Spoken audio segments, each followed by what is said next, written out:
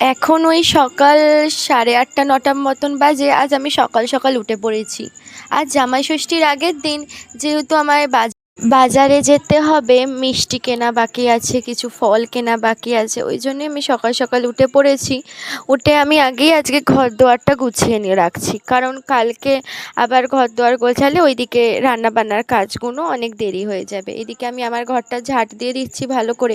আর জানো তো, যতই প্রতিদিন ঝাড় দিই, এত ধুলো কোথা থেকে আসে আমি সত্যিই জানি না। আর আমি একটা কথা ভাবি, যাদের একদম রোডের সাইডে বাড়ি, তাদের বাড়িতে কত পরিমাণে ধুলো হয়। এদিকে দেখো আমার ঘর গোছানো হয়ে গেছে। এবার এদিকে আমি বারান্দায় চলে এসেছি। এখানে পুরো বারান্দায় পুরো অগোছালো হয়ে আছে, যেহেতু ভাপ্পা এখানে খেলাধুলা করে, ওর রং পেন্সিল সব একেবারে বাচ্চা মানুষ যেটা করে তোমরা সবাই জানো। এইদিকে আমি ফ্রেশ হয়ে মিষ্টির দোকানে এসে গেছি, আমাদের চন্দননগরের বিখ্যাত মৃত্যুঞ্জয়। এদিকে আমি মিষ্টিও নিয়ে নিয়েছি। আর দেখো কত রকম মিষ্টি। আর কার কার আমার মতন মিষ্টি দেখলেই পাগল পাগল মনে হয় বলো তো কমেন্টে। আমি না ভীষণ মিষ্টি খেতে ভালোবাসি, ভীষণ, মানে প্রচণ্ড পরিমাণে মিষ্টি খেতে ভালোবাসি। আর এদিকে বাড়ি এসে দেখি যে দিম্মা পুজো দেওয়া হয়ে গেছে, আর পুজো দিয়েছে, কত সুন্দর লাগছে মন্দিরটা, তাই না? এটা মানে এই এই একটাই প্লেস যেখানে এসে আমার পুরো মন শান্তি হয়ে যায়।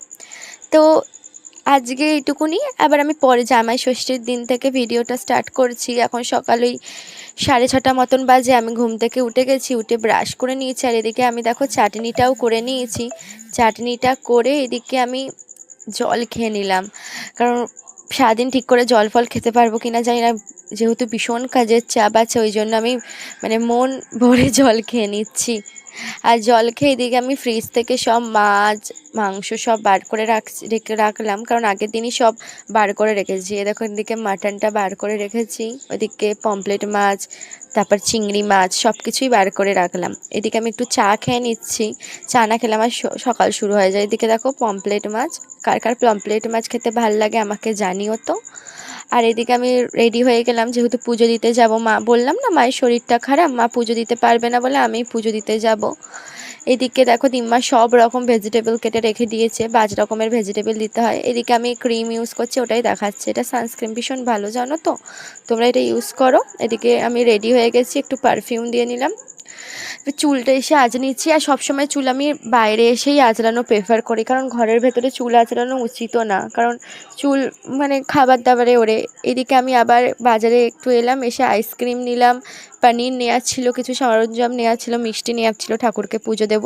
এটা আমাদের বড়াইচণ্ডীতলা মায়ের মন্দির, দেখো কত ভিড়।